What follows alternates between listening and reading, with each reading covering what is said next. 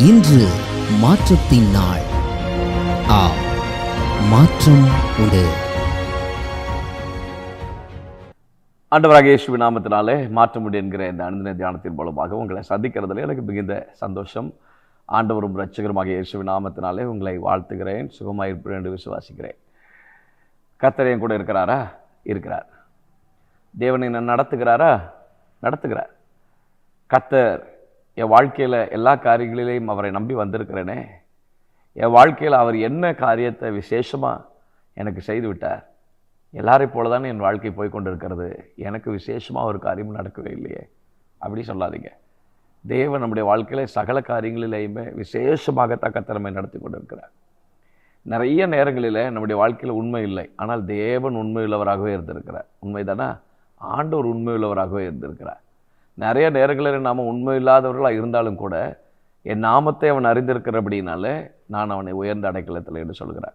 அவருடைய நாமத்தை நம்ம அறிந்திருக்கிறபடினால கர்த்தர் நம்முடைய வாழ்க்கையில் உண்மையுள்ளவராக இருந்து அவர் யார் என்பதை நமக்கு நிரூபித்து காண்பித்து கொண்டே இருந்திருக்கிறார்.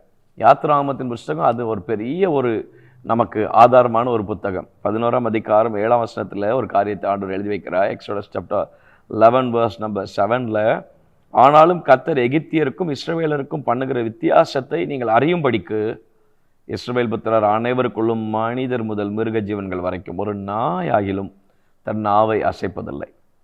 But not a dog shall crawl against any of the people of Israel either man or beast, that you may know that the Lord makes the distinction between Egypt and Israel.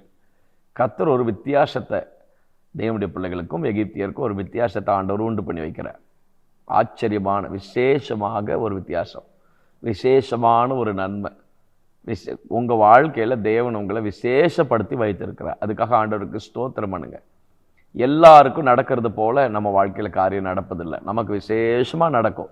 நீங்கள் அதை இந்த மாதத்தில் நீங்கள் அப்படியே நீங்கள் விசுவாசிங்க, அதை அப்படியே நீங்கள் நம்புங்க. உங்களுக்கு அது நிச்சயமாக அது விசேஷமாக நடப்பதை நீங்கள் காணும்படிக்கு ஆண்டவர் உங்களுக்கு அனுக்கிரகம் செய்வார். நீங்கள் வாசித்து பார்ப்பீர்கள் சொன்னால் 10வது அதிகாரம் 22-23 வசனங்களில், மோசே தன் கையை வானத்துக்கு நேராக நீட்டினான். அப்பொழுது எகிப்து தேசம் எங்கும் 3 நாள் மட்டும் காரிருள் உண்டாயிற்று.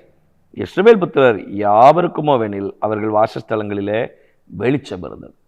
அவங்களுக்கெல்லாம் காரிருள், ஆனால் தேவனுடைய பிள்ளைகளுக்கு வெளிச்சம் இருந்தது. இது விசேஷம் இல்லையா? ஆண்டவர் உங்கள் விசேஷமாக நடத்தவில்லையா? நான் அடிக்கடி சொல்லுவேன், நமக்கு வந்த பிரச்சனையும் நமக்கு வந்த போராட்டங்களும் நமக்கு வந்த பாடுகளும் நமக்கு வந்த உபத்திரவங்களும் நாம் போன இத்தனையோ பாதைகளில் ஆமீன் ஸ்தோத்திரம், எகிப்தியர் போயிருக்கிறார்கள், புறஜாதிகள் போயிருக்கிறார்கள், மற்ற ஜனங்கள் போயிருக்கிறார்கள். இன்றைக்கு அவர்கள் எல்லாம் இல்லை, நாம் நிற்கிறோம். அவர்கள் முறிந்து விழுந்தார்கள், நாம் எழுந்து நிமிர்ந்து நிற்கிறோம். காரணம் என்ன? நம்ம கூட ஆண்டவராகிய இயேசு கிறிஸ்து இருந்தார், அவர்களோடு இல்லை. யாரோடு ஆண்டவர் இருக்கிறாரோ அவருடைய வாழ்க்கையில் எழுந்து நிற்க பண்ணுகிறார். விசேஷமான காரியத்தை ஆண்டவர் செய்கிறார். விசேஷமாக கர்த்தர் காரியத்தை செய்கிறார். 9ஆம் அதிகாரத்தில் பியூட்டிஃபுல்லாக எழுதி வைக்கிறாரு. 9ஆம் அதிகாரம் 25-26 வசனங்களில், எகிப்து தேசம் எங்கும் கல்மலை அழித்து போட்டது, இஸ்ரவேல் புத்திரர் இருந்த கோசேன் நாட்டிலே மாத்திரம் கல்மலை இல்லாதிருந்தது. இது விசேஷம் இல்லையா? இது விசேஷம் இல்லையா? எவ்வளோ உபத்திரவம், எவ்வளோ பாடு, எவ்வளோ பேச்சு இல்லையா? எவ்வளோ பேச்சு.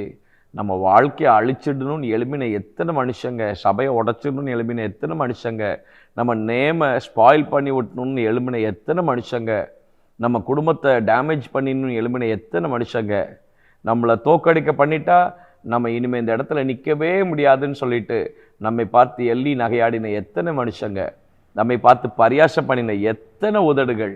கர்த்தர் விட்டாரா? விடவே இல்லை. விசேஷமாக நடத்தினார், விசேஷமாக கர்த்தர் நடத்தினார்.